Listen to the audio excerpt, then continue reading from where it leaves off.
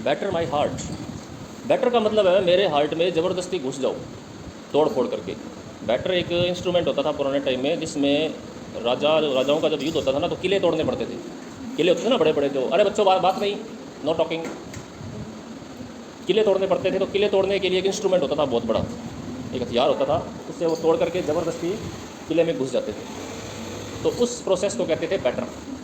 ठीक है, तो ये क्या कह रहा है, बैटर माई हार्ट, मेरे हार्ट में ज़बरदस्ती तोड़ फोड़ करके घुस जाओ। किसको कह रहा है? भगवान को कह रहा है, रिलीजियस कोई में। अरे बच्चों डिस्टर्ब कर रहे हो, बिल्कुल शांत, नहीं तो बाहर बैठ जाओ। तो बैटर माई हार्ट मीन्स मेरे हार्ट में आ जाओ, क्योंकि उसको ये लगता है कि मैं भगवान को भूल गया हूँ, मैं भगवान को याद नहीं कर पा रहा हूँ, भगवान के प्रति मेरी आसक्ति या श्रद्धा में कोई कमी आ गई है, या मेरे मन को किसी शैतान ने घेर लिया है। तो वो भगवान से कहता है कि मेरे दिल में आ जाओ आप, भले ही उसके लिए आपको कोई हिंसा करनी पड़े, तोड़ फोड़ करनी पड़े। इस पूरे लाइन का ये मतलब हो गया, बैटर माई हार्ट। 3% गॉड, आगे आ गया ना गॉड, और गॉड कैसा है? 3% गॉड। 3% का मतलब क्रिश्चियनिटी में वो भगवान के 3 रूप मानते हैं, एक तो भगवान खुद, एक भगवान का सन, और एक और भगवान है। तो उसको क्या बोल देते हैं? त्रिमूर्ति कहते हैं, जैसे ट्रिनिटी। ट्रिनिटी का मतलब वो पूरे तीनों भगवानों से कह रहा है कि आप मेरे हार्ट में आ जाओ। For you as yet but knock, अभी तक तो आप सिर्फ पोलाइटली नॉक कर रहे थे, भगवान को कह रहा है कि आप मुझे थोड़ा थोड़ा एहसास दिलाते थे कि भगवान कोई चीज़ है दुनिया में, यानी पोलाइटली नॉक कर रहे थे। नॉक करने का मतलब दरवाजे को खटखटाना। तो वो कहता है उससे बात बन नहीं रही है, मैं आपको याद नहीं कर पा रहा हूँ, या मैं आपके प्रति समर्पित नहीं हो पा रहा हूँ, उससे बात नहीं बन रही है जो आप ये नॉकिंग कर रहे हो। तो आपको क्या करना है? तोड़ के आ जाओ दरवाज़ा मेरे पास, जिस तरह से किले को तोड़ते थे पुराने टाइम में, बैटर करते थे। ठीक है, breathe shine and seek to mend, मेरी सांसों के थ्रू आ जाओ। ब्रीद का मतलब सांसें होती हैं, सांसों के थ्रू आ जाओ। अपनी लाइट बिखेरो, शाइन का मतलब चमक, अपनी लाइट बिखेरो। सीक टू मेंड, और मुझे सुधारो। मेंड का मतलब क्या होता है? सुधार करना, अमेंड करना, है ना। तो भगवान को ये चीज़ कह रहा है आगे, that I may rise and stand, और मेरे लिए इसके अलावा और कोई तरीका नहीं है कि मैं खड़ा हो सकूं अपने पैरों पे। खड़े होने का मतलब है कि मेरे अंदर ऐसी ताकत आ जाए जिससे कि मैं आपका गुणगान कर सकूं, आपके प्रति समर्पित हो सकूं, मेरे में ऐसी ताकत आ जाए। ओवर थ्रो मी, तो आप अगर मुझे नॉक करके, मार करके अगर गिरा भी देंगे, तो मेरे अंदर ऐसी ताकत आ जाएगी कि मैं फिर से आपके लिए खड़ा हो जाऊँ। ठीक है, ओवर थ्रो का मतलब गिराना है। And bend your force to break, blow, burn and make me new, और अपनी पूरी ताकत का इस्तेमाल कीजिए जिससे कि मैं भले ही टूट जाऊं, भले ही मैं गिर जाऊं, भले ही मैं जल जाऊं, लेकिन मैं आपके प्रति समर्पित होना चाहता हूं। ठीक है, I like an usurp town to another due, labour to admit you but oh to no end. आगे वो कहता है I like an usurp town, मैं एक उस टाउन की तरह हूँ जिस पर किसी और ने कब्जा कर लिया। पुराने टाइम में जब युद्ध होते थे ना, तो दुश्मन आर्मी किसी क्षेत्र को अपने कब्जे में कर लेती थी, तो वो फिर उनका हो जाता था। तो वो यही कह रहा है कि मैं उस टाउन की तरह हूँ जिसको दुश्मनों ने जीत लिया है। वो कह रहा है कि मेरे ऊपर किसका प्रभाव पड़ गया है? शैतान का प्रभाव पड़ गया है, या जो भगवान की एंटी ताकतें होती हैं उनका प्रभाव पड़ गया, तो मैं उनके द्वारा जीत लिया गया हूँ। अब मैं आपसे निवेदन करता हूँ कि आप मेरे को, मेरा मन रूपी जो टाउन है उसको मुक्त करो। दुश्मनों ने जो मुझे घेर लिया है, मैं शैतानी ताकतों के कब्जे में आ गया हूँ, या मैं रास्ते से भटक गया हूँ। Labour to admit you but oh to no end, और मैं खुद बहुत कोशिश कर रहा हूँ कि मैं उससे छूट जाऊँ, परंतु मेरे से हो नहीं पा रहा है। कभी कभी हमें पता होता है कि हम गलत रास्ते पर चल पड़े हैं, हम गलत काम कर रहे हैं, हमें पता है कि भगवान देख रहा है, पर हमारे बस में कई बार होता नहीं है कि वो गलत काम हम छोड़ दें। तो फिर ये इसी तरीके से ये इस पॉइंट की स्थिति है, वो भी अपने आप को मान तो रहा है कि मैं गलत रास्ते पर चल गया हूँ, पर तो वो कुछ कर नहीं पा रहा है। तो वो भगवान को कह रहा है कि आप बस मेरे को छुड़ा लो, भले ही उसके लिए आप कुछ भी करो। Reason your voice Roy in me should defend but is captivated. आगे कहता है कि जो रीज़न होता है हमारे दिमाग में, हमारे दिमाग की एक ऐसी सोच जो हमें गलत कामों को करने से रोकती है, उसको रीज़न बोला है। कि मेरा जो रीज़न है, मेरी जो तर्क शक्ति है, जो तुम्हारा वॉइस रॉय है मेरे अंदर, यानी भगवान का प्रतिनिधि है वो मेरे अंदर, जो मेरी लॉजिकल पावर्स है, जो मेरा रीज़न है, जो मेरा माइंड है, जो अच्छे वाला माइंड है, वो आपका वॉइस रॉय है। वॉइस रॉय का मतलब वो प्रतिनिधि जो राज करता है। इंडिया के अंदर वॉइस रॉय होते थे ना अंग्रेजों के, तो वो अंग्रेज लोग अपना प्रतिनिधि भेजते थे भारत में राज करने के लिए। तो वो ये भी कहता है कि मेरा जो लॉजिकल माइंड है, मेरी जो रीजनिंग पावर्स है, वो आपकी वॉइस रॉय है मेरे अंदर, यानी भगवान ने मुझे दी है, लेकिन वो अब बेबस हो गई है। Should defend but is captivated, उस लॉजिकल पावर को मेरी रक्षा करनी चाहिए थी कि मैं गलत ताकतों के बस में ना आऊँ, लेकिन वो कैप्टिवेटेड हो गई है। उसको किसी ने कैप्टिवेट कर लिया। कैप्टिवेट करने का मतलब बंदी बना लेना। हाँ, अपने मेरे बस में नहीं रहा है वो, मेरा जो लॉजिकल माइंड है ना वो किसी और ने बंदी बना लिया है। एंड प्रूव्स वीक और अनट्रू, और वो कैसा हो गया है, वीक हो गया है, अनट्रू हो गया है। अनट्रू का मतलब सच्चा नहीं रहा है, यानी मेरे बस में नहीं रहा, मेरी बात नहीं मान रहा। Yet dearly I love you and would be loved fain, लेकिन मैं आपसे प्यार करता हूँ, भगवान को कह रहा है मैं आपसे प्यार कर रहा हूँ। एंड वुड बी लव्ड फेन, और मैं चाहता हूँ कि आप भी मुझसे प्यार करें। लव्ड फेन का मतलब है आप भी मुझसे प्यार करें। But am betroth unto your enemy, परंतु मैं तो आपके एनिमी के साथ मेरी सगाई हो चुकी है। सगाई हो जाने का मतलब है कि मैं बंधन में बंध गया हूँ उसके। बिट्रोथ का मतलब ऐसे होता है सगाई हो जाना, एंगेजमेंट हो जाना। लेकिन वो ये कह रहा है कि मैं तो आपके एनिमी के साथ बंधन में बंध गया हूँ। भगवान का एनिमी किसी को माना जाता है? क्रिश्चियन माइथोलॉजी में भगवान का एनिमी होता है शैतान, सैटन। तो जब वो मानते हैं ऐसा लोग कि जब कोई आदमी गलत काम करता है, पाप करता है, या भगवान के दिखाए रास्ते पर नहीं चलता है, तो वो किसके बस में आ गया है? उसको सैटन ने अपने कब्जे में कर लिया है, और सैटन उससे फिर गलत काम करवाता है। अब ये मान रहा है वो कि मैं आपसे प्यार करता हूँ और मैं चाहता हूँ कि आप भी मुझसे प्यार करें, परंतु मैं आपके एनिमी के साथ बंधन में बंध गया हूँ। डिवोर्स मी, अनटाई और ब्रेक द नॉट अगेन, तो कहते मेरा डिवोर्स कराओ, मेरा उससे जान छुड़ाओ मेरी। अनटाई करो मुझे उससे अनटाई करो। टाई का मतलब बंधना, अनटाई का मतलब छुड़ाना, मुझे उससे छुड़ाओ। और ब्रेक दैट नॉट अगेन, और उस गांठ को तोड़ दो। वो जो नॉट बंधी हुई है ना हमारे बीच में, मेरे और शैतान के बीच में, उसको तोड़ दो। टेक मी टू यू, मुझे अपनी ओर लेके जाओ। इम्प्रिजन मी, आप मुझे अपनी कैद में कर लो। इम्प्रिजन का मतलब होता है कैद में करना।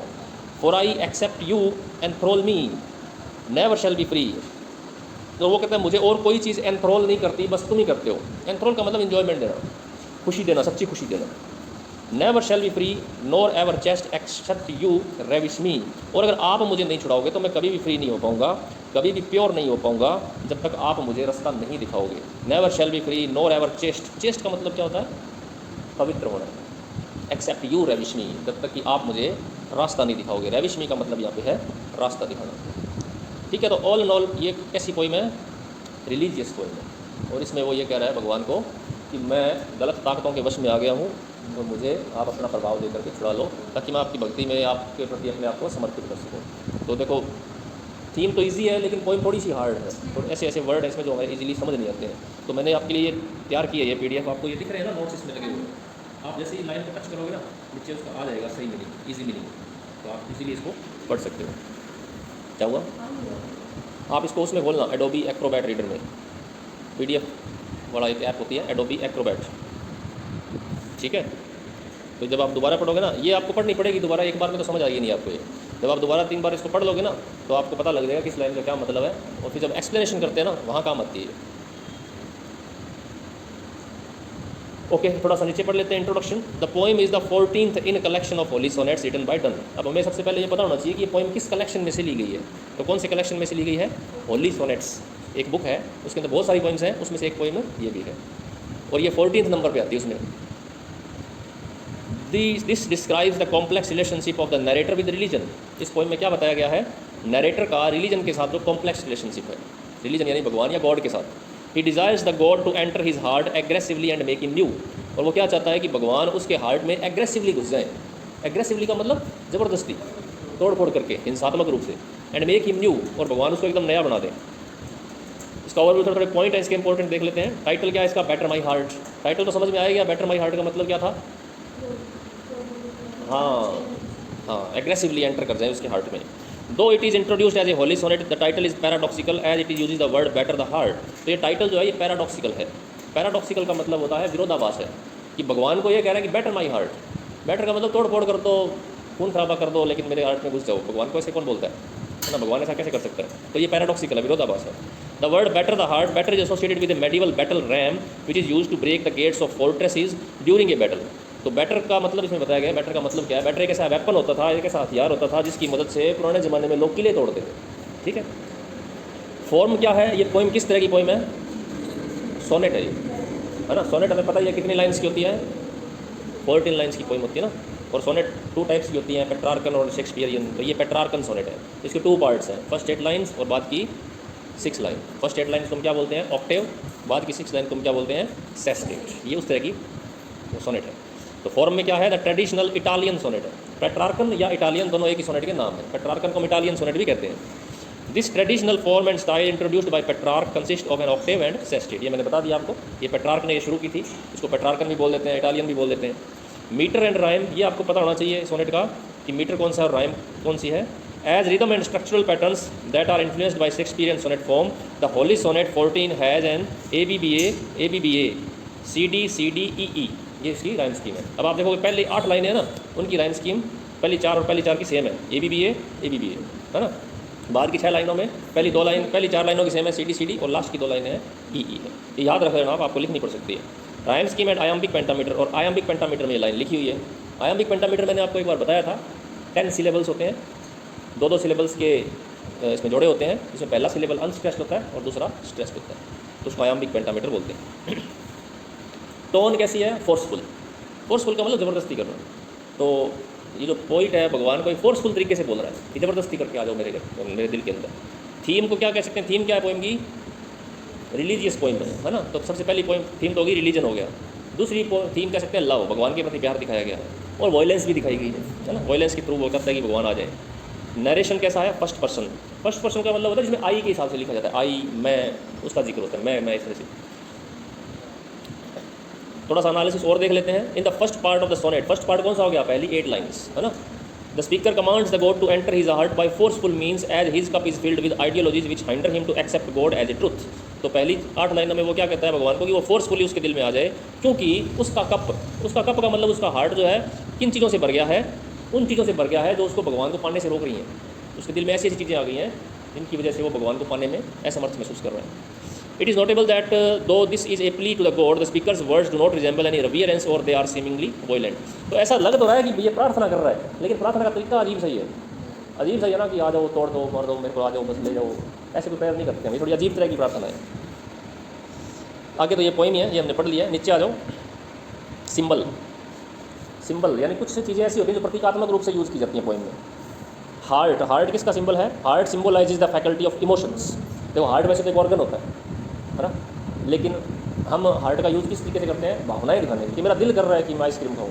अब दिल बेचारा क्या करेगा? वो दूसरा काम धड़कने का है, वो सोचता भी नहीं है, सोचता दिमाग है हमारा. लेकिन हार्ट को हम एज ए इमोशन दे देते हैं कि हमारा इमोशंस कनेक्टेड है उसके साथ. तो यहाँ हार्ट किसका सिंबल हो गया? इमोशन का. The speaker reveals his sensual necessities of religion to fulfil himself, whereas his brain is preoccupied with rationales which forbid him to accept God.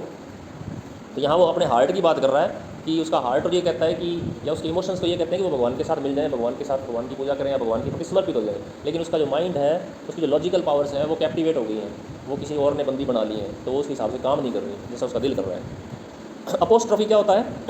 जब हम किसी को पुकारते हैं नाम लेकर के या किसी और चीज़ से, तो वो हो जाता है अपोस्ट्रोफी. तो इस पोइम में अपोस्ट्रोफी यूज हुई है. किसको पुकारा है कवि ने? भगवान को पुकारा है ना. The poem is direct address to the God.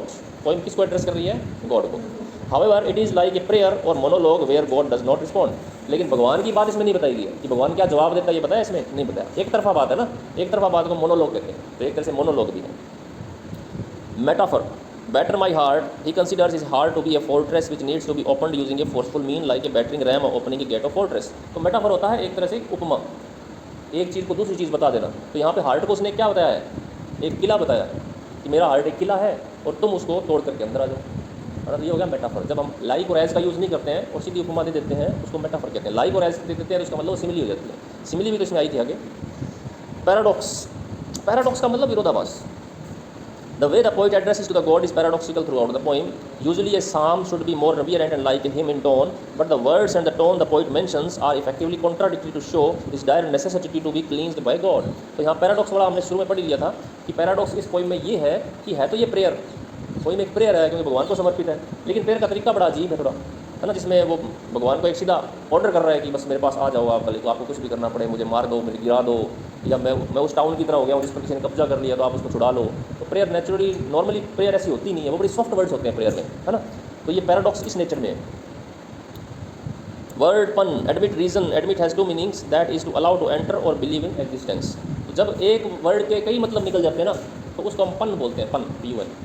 तो यहाँ पे एडमिट के कई मतलब निकल रहे हैं. एडमिट का मतलब एक तो स्वीकार करना, और एडमिट का मतलब एक होता है आज्ञा देना, परमिशन देना. तो ये दो मतलब निकल रहे हैं, इसलिए यहाँ पे इसका मतलब ये हो गया, लिटरेरी टर्म होगी पन. सिमिली तब हो जाती है जब हम लाइक और एज का यूज़ करके एग्जांपल देते हैं. तो यहाँ पे एक आया था ना, लाइक एंड यूसर्प टाउन, यूसर्प टाउन की तरह. यूसर्प का मतलब किसी और का जब कब्जा हो जाता है उसको. एल्यूजन, एल्यूजन का मतलब किसी और चीज़ का जिक्र करना बीच में. तो यहाँ पे एल्यूजन किसका जिक्र किसका हुआ बीच में? ट्रिनिटी का. यानी कोई ऐसी चीज़ का जिक्र कर देना जिसको समझाने की जरूरत पड़ जाए कि ट्रिनिटी क्या चीज़ है। तो ट्रिनिटी है 3 पर्सन्स गॉड है, ये इसमें लिखा ना, God, Jesus and the Holi ghost. तो क्रिश्चियनिटी में 3 भगवान होते हैं, एक तो भगवान खुद, एक भगवान का बेटा और एक होली गोस्ट। तो उनको क्या बोलते हैं? ट्रिनिटी बोलते हैं। जीसस जो है वो भगवान नहीं माने जाते क्रिश्चियनिटी में, वो क्या माने जाते हैं? भगवान के बेटे माने जाते हैं, जो दुनिया को अपना संदेश देने आए थे, भगवान का संदेश देने आए। तो गॉड तो एक ऐसी, गॉड उनके हिसाब से ऐसा है जो जिसका कोई रूप नहीं है, जिसका कोई आकृति नहीं है, अनटचेबल है, अनस्पीकेबल है। लेकिन उनका बेटा जो आता है ना, वो उसका संदेश लेकर आता है। एलिट्रेशन तो पता होगा आपको।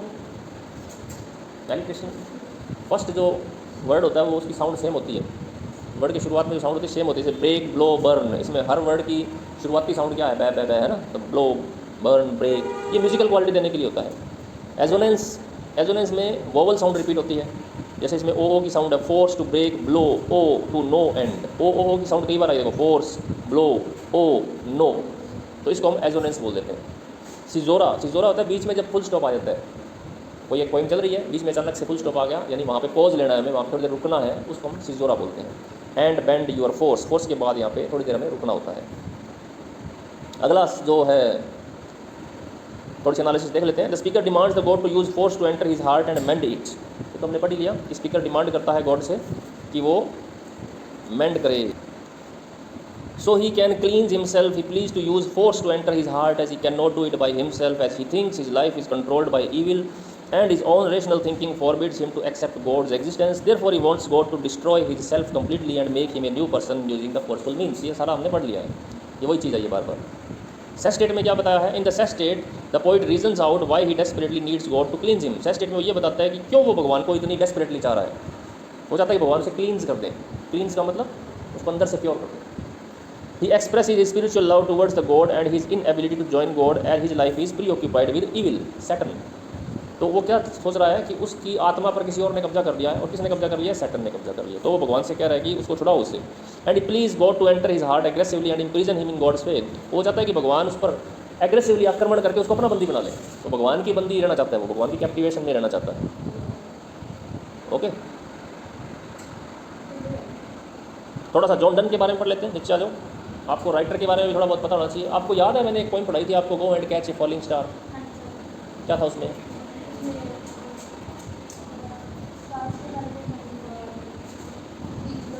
ना, वो तो लव पॉइंट थी, रिलीजन पॉइंट नहीं थी। उसमें वो ये कहता है कि दुनिया में सब कुछ पॉसिबल है, लेकिन एक ऐसी औरत पॉसिबल नहीं है जो, याद आ गया? वो इसी की लिखी हुई थी, जॉन डन की। तो जॉन डन ने शुरू में तो लव पोइट्री लिखी थी, और बाद में जब आदमी बुढ़ा हो जाता है तो फिर वो कैसा हो जाता है? वो धार्मिक हो जाता है। तो बाद में इसने रिलीजियस पोइट्री लिखना शुरू कर दिया था। तो ये जो पोइम है ना, होली सोनेट्स, होली सोनेट्स में सारी रिलीजियस पोइट्री है। इसकी एक और जो पोइम है, go and catch a falling star, वो लव पोइट्री की कैटेगरी में आती है। उसने पहले जवानी के दिनों में लिखी। थोड़ा सा देख लेते हैं। John Donne was born in 1572 and died in 1631। He was an English poet, lawyer and cleric. Poet भी था, लॉयर भी था और क्लरिक भी था। क्लरिक का मतलब वो जो चर्च के अंदर पादरी लोग बन जाते हैं ना, तो वो बुढ़ापे में पादरी बन गया था, तो फिर वो धार्मिक कविताएं लिखने लग गया था।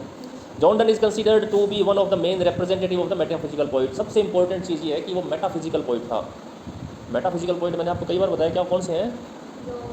जो एक तो पोइम लिखते हैं बड़ी हार्ड, और दूसरा अपनी पूरी नॉलेज दिखा देते हैं पोइट्री में, जितना भी उनको ज्ञान होता है, जो आम आदमी के बस की बात नहीं होती समझना। अब बैटर जो ऐसी चीज़ है जो समझ नहीं आती लोगों को कि बैटर माई हार्ट क्या है, फिर हमें समझना पड़ता है कि बैटर कोई एक चीज़ होती थी पुराने ज़माने में। हाँ, और दूसरी है कि ये अपनी कविताओं में ऐसी ऐसी उदाहरण देते हैं जो आम आदमी के समझने की बात बस की बात नहीं होती, उसको बड़ा जोर लगाना पड़ता है समझने के लिए। तो 2-3 इनकी क्वालिटीज़ है मेटाफिजिकल पोइट्स की। तो ये इनका लीडर था मेटाफिजिकल पोइट। कई थे, एक दो और भी आके जो अपने सिलेबस में है, एंड्रू मार्वेल है, आगे पढ़ेंगे इसको भी। His poems are known for their vibrant language, powerful images, abrupt openings and paradoxes. तो इसकी पोइम्स की खास बातें क्या है? वाइब्रेंट लैंग्वेज, लैंग्वेज बहुत वाइब्रेंट है, यानी बहुत ही हाई क्वालिटी की लैंग्वेज है। पावरफुल इमेजेस, इमेजेस बहुत अच्छी अच्छी क्रिएट करते हैं, ये ऐसे ऐसे वर्ड लिखते हैं इससे हमारे सामने दृश्य आ जाता है। अब्रप्ट ओपनिंग, ओपनिंग एकदम अब्रप्ट हो जाती है। ओपनिंग का मतलब शुरुआत जो होती है ना, एकदम अचानक ही हो जाती है। कोई प्रस्तावना या कोई ऐसी कोई बात, वो सेटिंग नहीं बनाते पहले, सीधा कहते ना बैटर माई हार्ट। अब आगे पढ़े तब पता लगता है बैटर माई हार्ट का मतलब ये है कि मेरे हार्ट में घुस जाओ। आगे पता लगता है भगवान को कह रहा है, हम कुछ और भी सोच सकते हैं। And paradoxes, Donne's poetry introduced a more personal tone in the poems and particularly poetic metre which resembles natural speech. बस और तो इसमें ज़्यादा खास नहीं है, बाकी आप पढ़ लेना ये। तो 2-3 बातें इसके बारे में कि मेटाफिजिकल पोइट्स था। और